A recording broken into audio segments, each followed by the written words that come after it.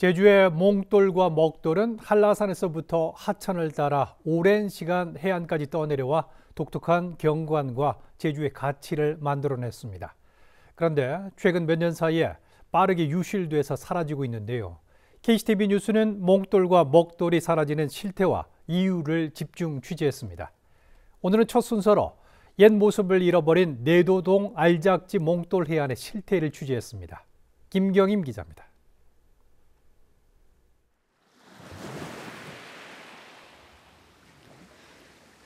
조약돌처럼 둥근 몽돌로 유명한 제주시 내도동 알작지. 몽돌이 가득해야 할 해안가에 돌은 사라져 찾기 어렵고 곳곳에는 검은 모래만 남아 있습니다. 이곳은 동그란 자갈 모양의 몽돌이 독특한 해안 경관을 만들어내면서 지역의 자랑이었습니다. 그 가치를 인정받아 10년 전 향토 유형유산으로 지정되기도 했지만 지금은 옛 모습을 찾아볼 수 없습니다. 서운하지 우리가. 그래도 내도를 찾아오는 사람은 지금도 알작지가 어딥니까 해서 찾아오니까. 그래서 우리는 여기를 가르쳐 주죠. 그 대신 옛날같이 몽돌은 없다. 몽골한 돌은 없다. 그렇게 설명을 하죠 내가. 예. 아쉽죠. 지금 옛날에는 파도만 치면은 사르릉 해가지고 기타 치는 소리가 났어. 음악하면은 기타 치는 소리가 나는데 이런 그런 것이 완전 없어져 버렸어. 이제는 완전 큰 돌하고 이런 알작지가 없어져. 몽돌이라는 그 존재가 없어져 버렸어. 완전히. 전문가들은 해안 주변을 개발하며 만들어진 시설물을 원인으로 지목합니다. 해안가에 설치한 시설물들로 인해 조류의 흐름이 바뀌면서 몽돌이 바다로 유실되고 있다는 겁니다. 제주도 한라산 속에 있는 것이 외도천을 통해서 쌓인 겁니다, 주변에. 근데 내도 포구가 어디에 있습니까? 바로 지금 앞으로 외도천하고 내도 알작지, 내도 마을 사이에 있잖아요. 그러니까 외도천에서 오는 자갈, 그 몽돌을 오는 길을 막아버렸어요. 그래서 더 이상 오지 않습니다. 이렇게 된다면은 결국에는 공급은 안 되고 이 퇴적물을 움직이는 것인데 바다로 빠져나가는 힘만 강하게 되면은 언젠가는 사라지고 말 것입니다. 그러는 사이 유실은 더욱 가속화되고 있습니다. 해안가 주변 시설물의 영향으로 밀려오는 파도의 거리가 짧아지고 강하게 부딪힌 파도의 물살이 되돌아나갈 땐 더 빠르고 강해지면서 몽돌을 먼 바다까지 끌고 나가는 백웨이브 현상 때문입니다. 그 반발력, 백웨이브라는 게 그 반발력이거든요. 반발력 때문에 물살이 빨라지면서 밑에 있는 것까지 긁어가 버리는 거죠. 파도가 강해지면 점차적으로 이렇게 밀려나가면서 여기까지 다 유실이 된 겁니다. 나중에는 요 밑바닥이 새글되면서 여기 구조물 자체도 무너질 수 있는 것이고요. 사라진 몽돌은 어디로 갔을까? 바닷속을 직접 살펴봤습니다. 해안가 바로 앞쪽에서는 몽돌이 발견되지만 조금 더 멀리 나아가자 이내 몽돌은 찾아보기 어렵고 모래만 펼쳐져 있습니다. 해안 개발이 반복되는 동안 몽돌은 계속해서 사라졌지만 얼마나 유실됐는지 파악조차 되지 않고 있습니다. 이제 후회나는 거죠. 그럴 때는 이 돌이 몽돌이라는 것이 이렇게 없어질 줄은 꿈에도 생각을 못한 거예요. 옛날하고는 아주 차이가 있죠, 모든 게. 지역의 자랑이자 주민들의 추억이 깃든 몽돌해안. 무분별한 개발로 지금 이 순간에도 몽돌은 사라지고 있습니다. 이대로라면 아름다운 해안 경관도 제주의 가치도 언젠가 기억 속에만 남게 될지 모른다는 우려가 점점 현실로 다가오고 있습니다. KCTV 뉴스 김경임입니다. KCTV 뉴스는 어제 내도동 알작지 몽돌이 빠르게 유실되고 있는 실태를 보도해드렸습니다. 하지만 이 문제에 대해 행정은 무관심하기만 합니다. KCTV 취재팀이 용역보고서와 환경영향평가서를 입수해 살펴봤더니 보존 의지를 어디서도 찾아볼 수가 없었습니다. 김경임 기자의 보도입니다.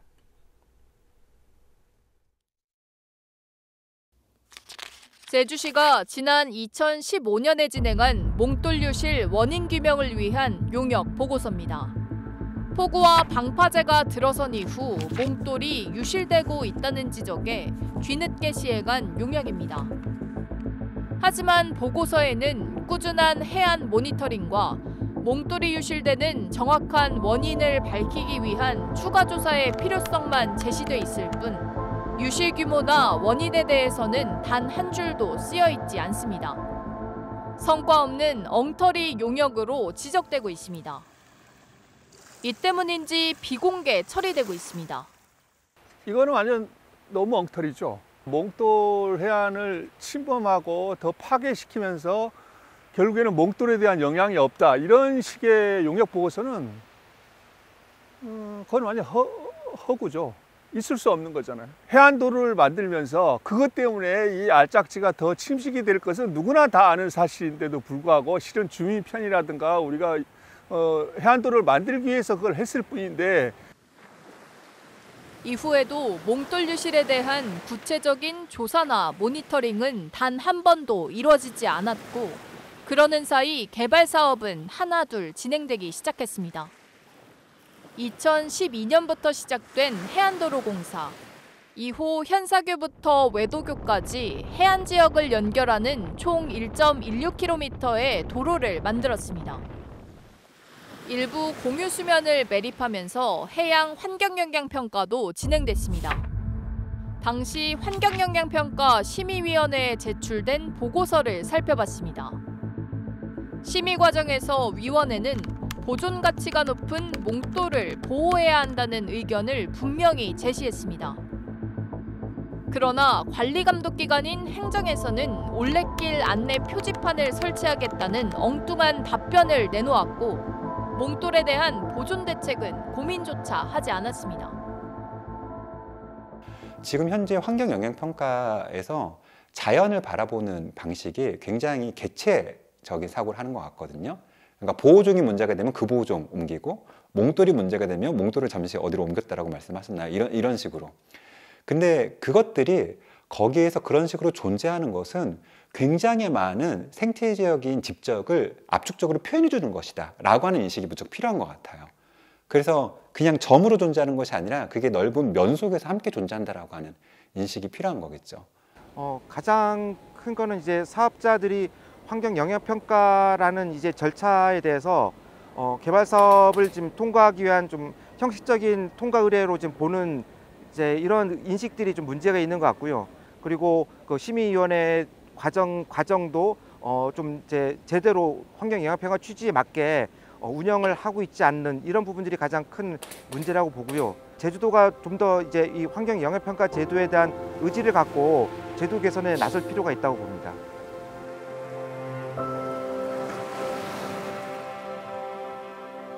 제주의 가치를 지닌 몽돌 해안이 완전히 사라지기 전에 행정이 적극적으로 나서 정확한 실태조사와 함께 보존대책 수립이 시급히 요구되고 있습니다. KCTV 뉴스 김경임입니다. 과거 탑동은 까맣고 기름진 먹돌이 넓게 펼쳐져 있어 먹돌 해안으로도 유명했습니다. 해녀들은 먹돌에서 자란 전복이나 소라 등을 잡아 생계를 이어가곤 했는데요. 그런데 이곳에서도 먹돌이 불과 몇 년 사이에 빠르게 사라지고 있습니다. 삶의 터전이던 먹돌 해안이 사라지면서 해녀들의 시름도 깊어지고 있습니다. 김경임 기자의 보도입니다.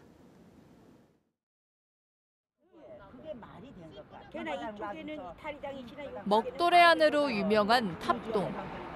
어촌계 해녀들이 물질 도구 대신 삽을 들고 채비에 나섰습니다.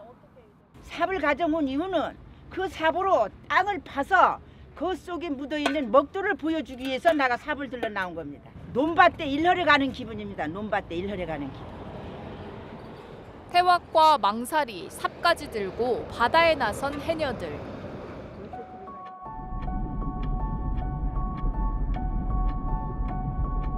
삽으로 땅을 파헤치자 시꺼먼 뻘과 함께 악취가 올라옵니다.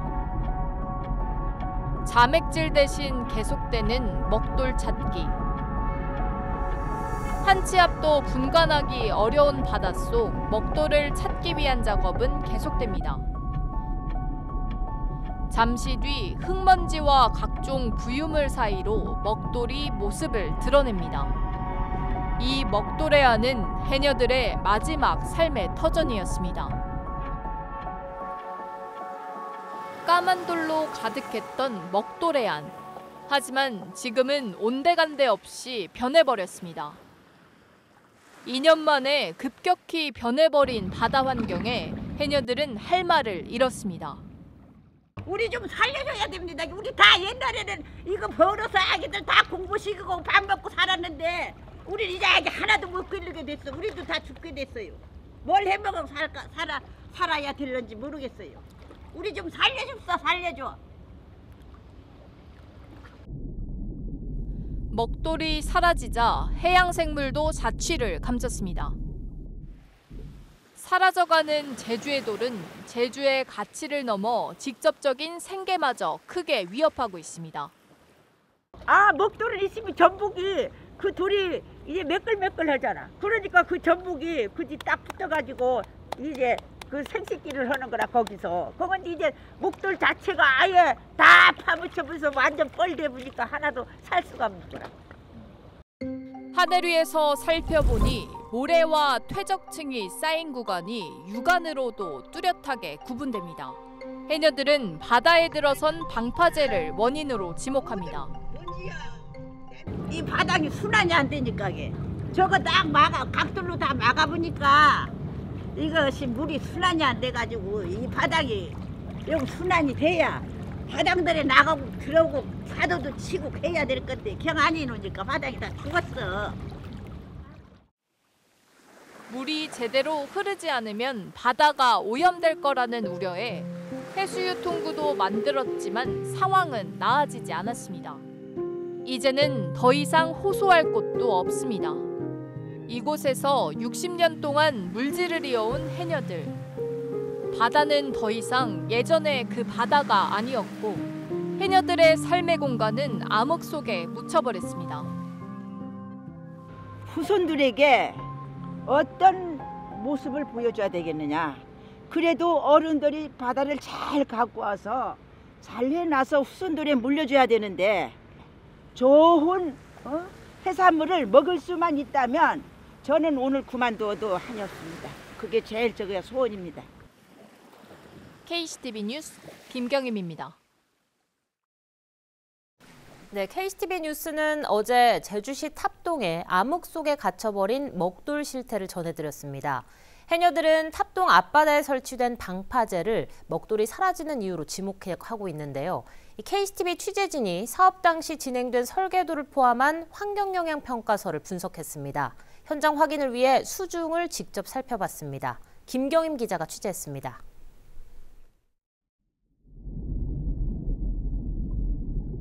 해초 하나 찾아볼 수 없는 메마르고 황량한 먹돌바다. 해조류와 전복이 자라던 바다는 모래로 뒤덮였고 제주의 먹돌도 함께 묻혔습니다. 해녀들은 앞바다에 들어선 방파제를 원인으로 지목합니다. 아이고 바닥이 다 메와버려. 이디가 다 논밭 떼버려. 바닥이 돌이 있어야 바닥이 물건이라도 날 건데 다 논밭 떼가지고 다 해수욕장 돼버려. 여기가 다 뻘로. 실제 설계도를 비롯한 환경영향평가서는 어떻게 돼 있을까? KCTV 취재팀이 환경영향평가서를 입수해 분석해봤습니다. 방파제를 설치하면서 나빠질 수 있는 해수의 흐름과 수질을 개선하기 위해 조성된 해수유통구. 당초 계획돼 있던 해수유통구는 단 하나였습니다. 심의 과정에서 기존 유통구의 폭이 좁아 해류순환이 원활하지 못할 거라는 지적에 40m로 계획됐던 폭을 60m로 늘려 공사가 진행됐습니다. 하지만 이후 해녀들의 증설 민원이 이어지자 3개가 추가로 설치됐습니다. 첫 설계부터 어긋났습니다. 보완된 설계도로 제작된 탑동 앞바다 방파제. 실상은 어떨지 직접 물속으로 들어가 살펴봤습니다.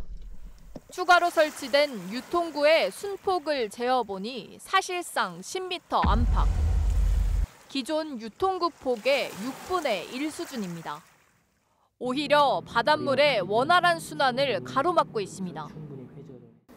해수 순환구 목적으로 여기 이렇게 그 구멍을 뚫었는데 결과적으로는 이게 이안제 군이 된 겁니다. 서로 사이 간격을 두고 떨어져 있는 여러 개의 이안제 군.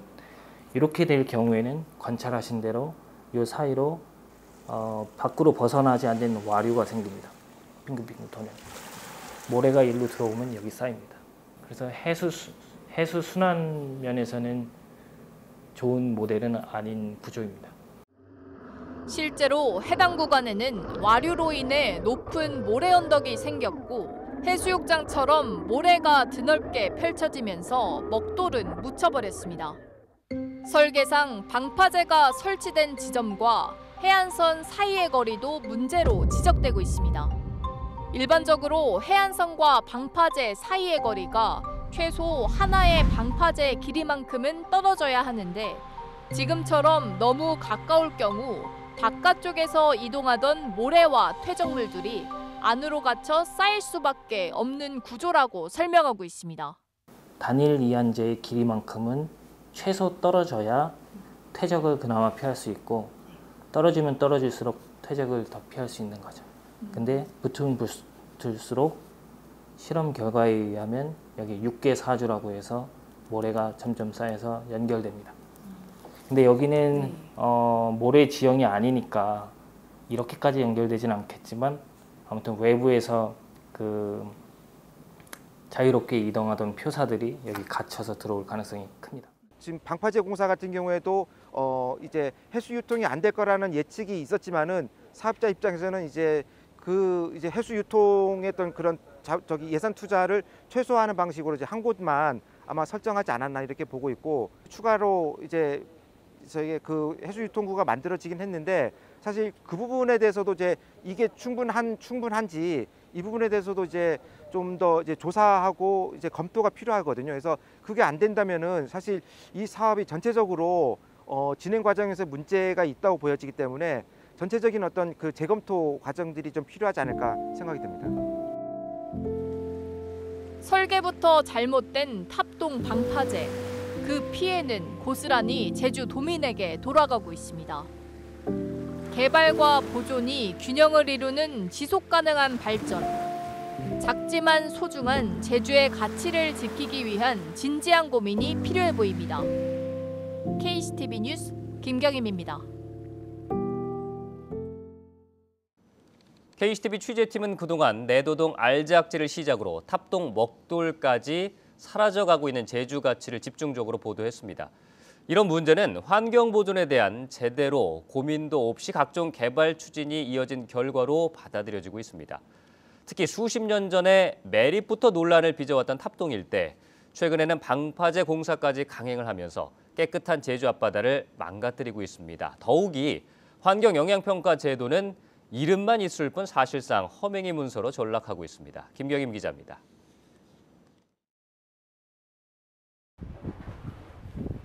각종 논란 속에 추진된 탑동 방파제 공사. 당시 우려 섞인 목소리에도 해당 사업은 큰 문제 없이 진행됐습니다. 사업이 마무리된 지금 사후 환경영향평가가 진행되고 있습니다. KCTV가 입수한 사후 환경영향평가서. 조사 결과 대부분의 지표에서 큰 문제가 없다고 나와 있습니다. 정말 그럴까 비교해봤습니다.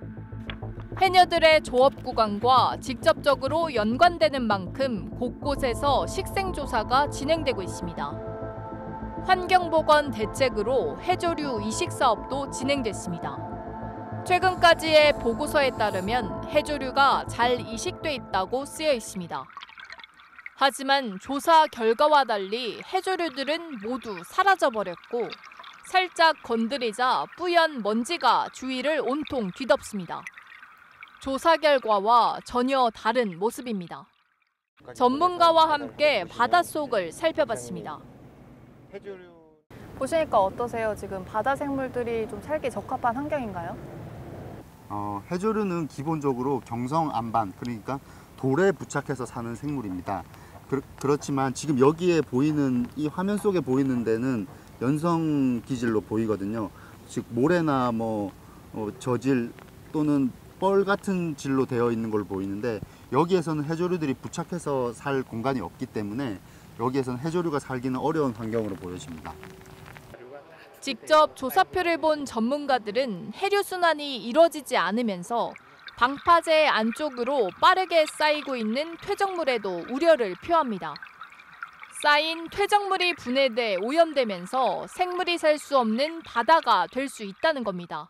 해양 환경에서 그걸 데드존이라고 하는데, 그런 데드존이 되는 거죠. 산수도 되게 낮고 황화수소 발생하고 그런 데는 생물이 살 수가 없죠. 쉽게 말하면 하수 슬러지에 생물이 살 수 없잖아요. 그거랑 똑같은 거예요. 그게 하수 슬러지 상태가 되는 거예요, 대적물이. 주민들이 가장 우려했던 수질 오염. 사후 환경영향평가에서는 공사 전과 비교해 수질에 큰 변화는 없다고 했지만 퇴적물로 인해 유기물 등이 높아지면서 점차 생물이 살기 어려운 환경으로 바뀌고 있었습니다. 1년에 4번 이루어지던 조사는 최근 2번으로 줄었고, 실제 해녀들의 조업이 이루어지는 방파제 안쪽 바다에 대한 조사 지점은 단 2곳에 불과합니다. 수질오염 척도 가운데 하나인 산소포화도 조사에서는 오류값이 그대로 보고됐습니다. 방파제 안쪽 지점의 수치가 165%까지 치솟아 있습니다. 저 정도로 높은 산소 농도를 본 적이 없습니다. 인위적으로 산소를 계속 넣어주면 가능한 이야기지만 일반적인 해양 환경에서 그렇게 나올 수가 없거든요.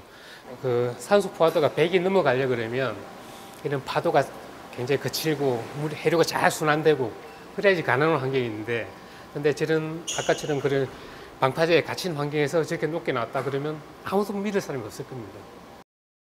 해양 변화를 확인할 수 있는 중요한 보고서가 부실하게 작성되고 이후 확인 절차까지 철저히 이루어지지 않으면서 공사 당시 약속했던 저감 대책도 사후 관리도 제대로 이행되지 않았습니다.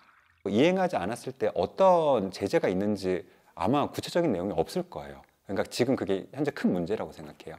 근데 만약에 그런 제재가 있다라고 생각해 보면 저감 대책을 내놓았다. 근데 그대로 안 했다. 그래서 경고 조치를 했다. 근데 그다음에 또 안 했다. 그러면 아예 그 사업 불가 결정을 내린다. 만약 이런 게 있으면 굉장히 달라질 거잖아요. 그래서 그런 대목에서도 조금 제도를 앞으로 개선할 지점이 있는 거겠죠. 환경영향평가의 생명력은 투명성입니다. 결국 여기서 중요한 것은 사후 관리에 대한 신뢰의 문제라고 생각합니다. 첫 번째는 사후 관리 결과 보고서를 공개하는 것이 중요합니다. 현재 조례에서는 사후 관리 결과 보고서를 공개할 수 있다라고 되어 있습니다. 이것은 공개 안 해도 된다라는 것을 의미합니다. 즉 조례에서 사후 관리 결과 보고서를 반드시 공개하도록 조례 개정하는 것이 필요합니다.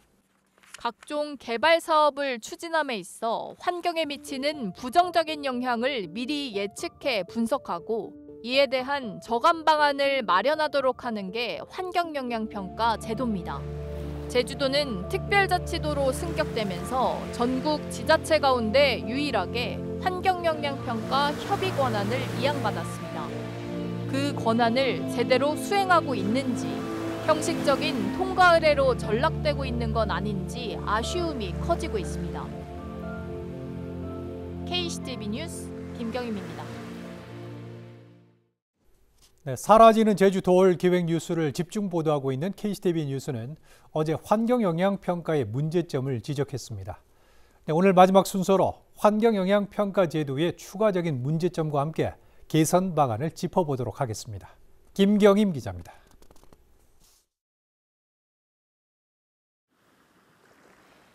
적절한 개발과 환경을 보존하기 위해 도입된 환경영향평가. KCTV 취재진과 만난 전 심의위원은 먼저 평가에 대한 인식을 문제로 제기합니다. 환경영향평가는 형식적인 통과 의뢰일 뿐 사업의 진행 여부를 결정짓지는 못한다는 겁니다. 그러니까 도청에서는 사업 환경영향 평가는 운영을 하는데 정합 방안을 어떻게 마련해야 미리 다 코칭해줘요. 사업자한테 미리 다 얘기해줘. 환경영향 평가 위원들은 다 허수아비들이라. 환경영향 평가는 원래 반대는 기능이 없어요. 통과시킬 수밖에 없어요. 책 만든 게 다 갈아요, 그냥. 환경영향평가가 진행되는 시기도 문제 삼습니다. 입지나 사업의 타당성 조사 단계가 아닌 이미 사업이 결정된 이후 설계 단계에서 평가가 진행되다 보니 저감 대책에 초점이 맞춰져 실효성이 떨어진다는 겁니다. 사업자가 직접 조사를 의뢰하는 구조도 객관적인 평가를 어렵게 만든다고 지적합니다. 환경영향평가서 작성을 사업자가 의뢰한 환경영향평가 그 평가 대행 업체가 한다라고 하는 게 문제겠죠. 그래서 아무래도 사업자의 입김, 사업자의 바람 이런 것들을 좀 고려해서 작성을 하는 경우가 있을 수 있겠죠. 실제 그런 부실 작성 혹은 거짓 작성의 사례가 많이 보고가 되었고요. 네, 거기 부동의 권한이 심의위원회에 없다라고 하는 것, 도지사에게 반려 권한이 없다라고 하는 것 이런 것들도 문제겠죠. 사후 관리 등 협의 내용을 제대로 이행하지 않거나 보고서를 부실하게 작성하는 경우도 적지 않지만 적발돼도 솜방망이 처벌에 그치는 것도 문제입니다. 과태료가 쌉니다. 그래서 과태료 물고 마는 게 싸요. 사업자 입장에선. 그러니까 사후 관리 제대로 하느니 과태료를 묻는 게 쌉니다. 중요한 것은 부실 작성이 안 되게 하는 것이 중요합니다. 그러기 위해선 사후 관리 결과 보고서를 공개하는 것과 사후 관리 과정에 이해관계자가 참여하도록 하는 것. 이 두 가지를 통해서 사후 관리가 제대로 작성되도록 하는 것이 더 중요하다고 생각합니다. 제대로 된 평가를 위해서는 심의위원회의 기능을 강화해야 한다고 전문가들은 주장합니다. 최근 환경영향 평가와 관련한 판례들을 살펴보면 대법원은 심의위원들의 전문성을 고려해 협의 과정에서 내린 결정의 재량성을 존중한 판결을 내리고 있습니다. 법적 기준에 따라 판단이 가능한 수질이나 대기질과는 달리 생태환경의 경우 심의위원회 주관적 판단이 기준이 될 수밖에 없기 때문입니다. 그만큼 위원들의 전문성과 책임감이 중요해지고 있습니다. 이제 심의위원들의 객관성과 전문성, 중립성도 분명히 중요합니다. 환경영향평가 협의와 관련돼서는 평가서가 가장 중요한 기본적인 데이터가 될 겁니다. 그런데 이제 환경영향평가가 부실하게 이루어졌다 하더라도 그것만 가지고는 법원은 위법성을 인정하고 있지 않습니다. 대법원 같은 경우에는 환경영향평가를 하지 않은 것과 동일한 정도의 부실이 있어야지만이 그걸 위법하다고 판단하고 있고요. 현재 따로 운영되고 있는 환경영향평가와 사후관리 조례를 하나로 통합하는 방안도 대안으로 나오고 있습니다.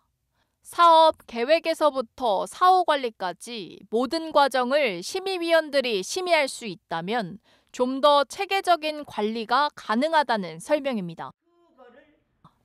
특히 환경변화로 직접적인 영향을 받는 지역 주민들에게 투명한 정보 공개도 강조합니다. 어떤 논의가 있었는지 이런 것들이 만약 기록으로 남는다고 한다면 누군가 어떤 이유로 허튼 짓 함부로 하기 어려울 거예요. 그래서 주민 참여라고 하는 것은 명목적으로도 바람직한 방향이긴 하나 실제 그 모든 과정들을 다 내실화하기 위해서 실제 많은 정보들이 제대로 기록되고 제대로 공개만 되어도 아주 효과가 클 거라고 생각합니다. 모든 지자체는 제주도 모델을 바라보고 있습니다. 그런 의미에서 가장 바라는 것은 전략환경평가를 더 강화해 주시길 바랍니다. 설계 단계에서 하는 환경영향평가는 한계가 너무 많습니다. 타당성 조사, 특히 예비 타당성 조사 단계에서의 전략환경평가를 강화하는 조례를 만들어 주신다면 다른 지자체에 매우 좋은 모범이 될 것으로 기대합니다. 지금 이 순간에도 사라지는 제주의 돌들은 많은 이야기를 전하고 있었습니다.